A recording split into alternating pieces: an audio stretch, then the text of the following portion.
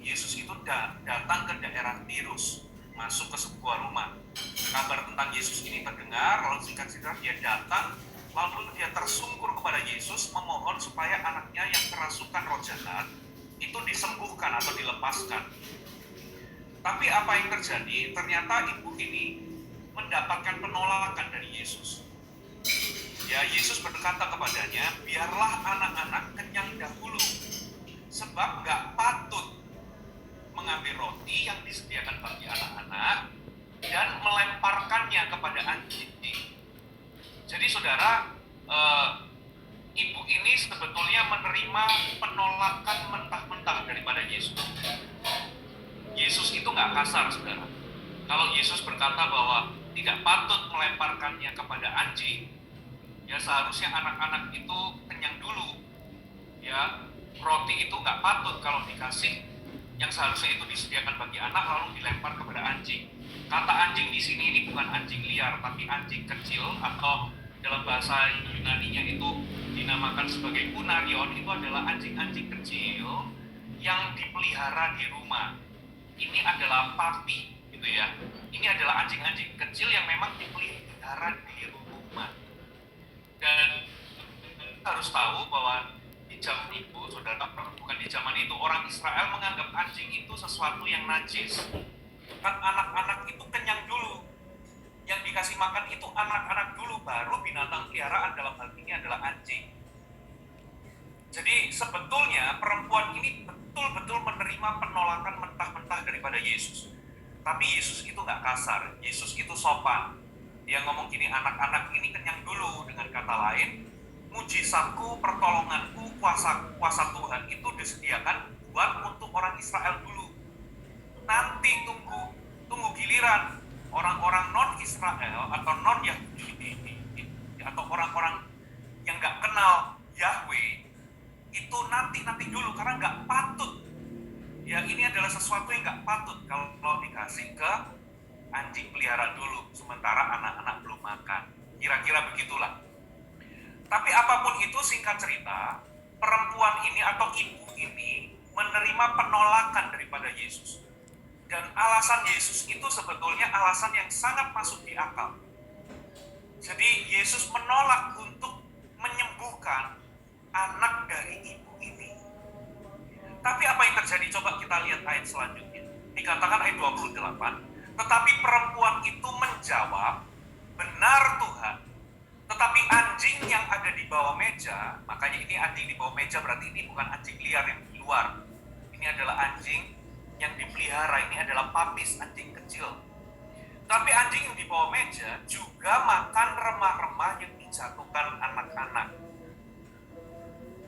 Maka kata Yesus kepada perempuan itu, perhatikan, karena kata-katamu itu, pergilah sekarang, sebab setan itu sudah keluar dari anakmu. Perempuan itu pulang ke rumahnya, lalu didapati anak itu berbaring di tempat tidur, sedang setan itu sudah keluar. Dengan kata lain, anaknya sudah sembuh.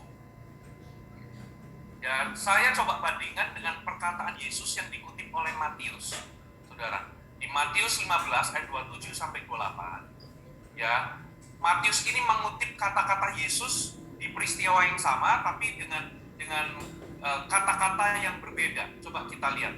Kalau kita gabungkan, kita akan mendapatkan respon Yesus yang lebih utuh. Ayat 27 dikatakan, kata perempuan itu, benar Tuhan, namun anjing itu makan remah-remah yang jatuh dari meja tuannya.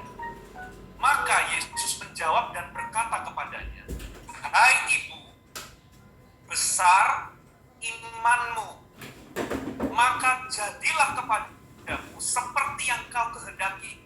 Dan seketika itu juga anaknya sembuh.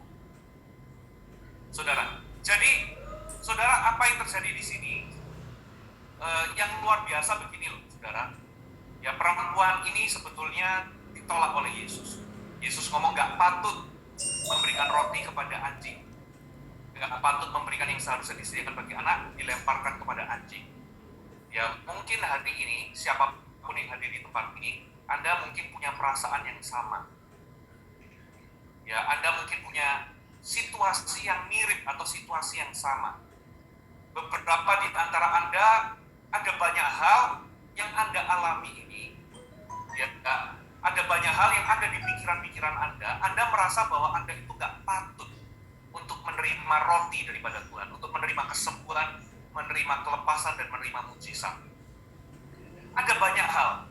Bisa jadi beberapa di antara Anda merasa tidak patut menerima kesembuhan karena Anda sudah menyakiti, karena Anda merasa bahwa Anda sudah menyakiti Tuhan. Anda banyak kali menyakiti Tuhan, jadi Anda merasa nggak patut.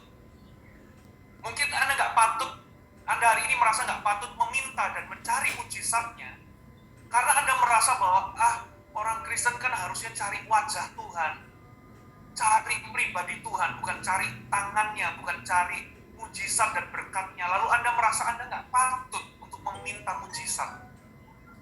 Mungkin beberapa di antara Anda juga merasa nggak patut berdoa minta mujizat, karena mungkin Anda merasa bahwa aku ini bukan orang Kristen yang rajin pelayanan. Aku bukan orang Kristen yang sepenuhnya taat kepada Tuhan. Aku nggak seperti orang-orang Kristen yang lain yang rajin, yang pelayanan, yang kebaktian, yang taat sama Tuhan. Aku ini merasa bahwa aku ini masih separuh-separuh sama Tuhan. Lalu Anda merasa bahwa hari ini ketika Anda berdoa minta mujizat, Anda merasa bahwa Anda nggak patut. Atau beberapa di antara Anda merasa nggak patut menerima kesembuhan. Anda berpikir bahwa mungkin ini adalah hukuman Tuhan bagiku.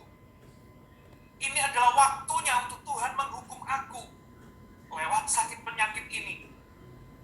Atau beberapa di antara Anda berkata bahwa aku merasa nggak patut berdoa minta mujizatnya, karena Anda merasa kalau Anda minta mujizat hari ini, Anda merasa nggak tahu diri. Anda merasa bahwa harusnya aku ini menerima, karena apa yang Anda minta